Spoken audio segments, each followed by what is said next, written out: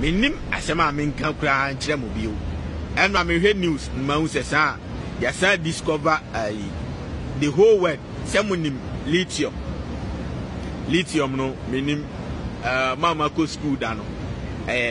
fall into atomic number 3. So what you say mama ko school da na munim ade no mo na me ka kyere mo I know soft silver white element beyond I know say alkaline metal groups no mama science da no mo na me mo kasa nya obi a onko school da nya fort ya me count here but I know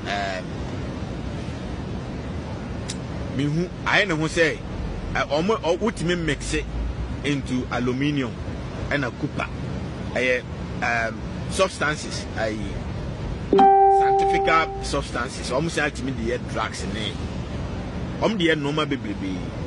the whole West Africa Ghana you discover you will go you will wait near discover we no and one control for the good parliament one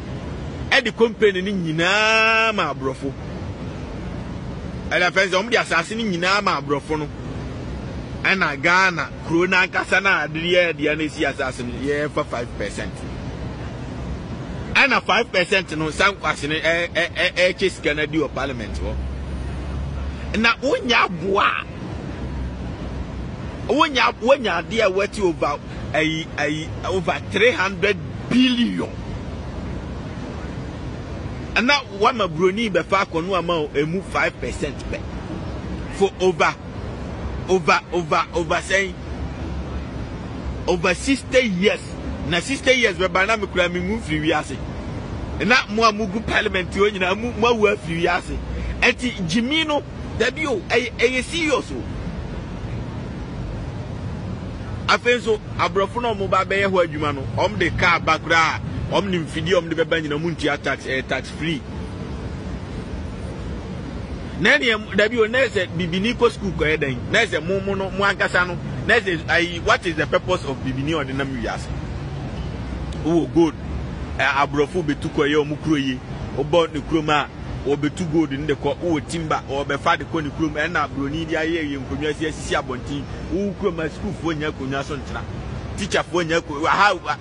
we ni pa da sani krom we even sa lithium ya mekan yes atimi de glass we ni krom glass nko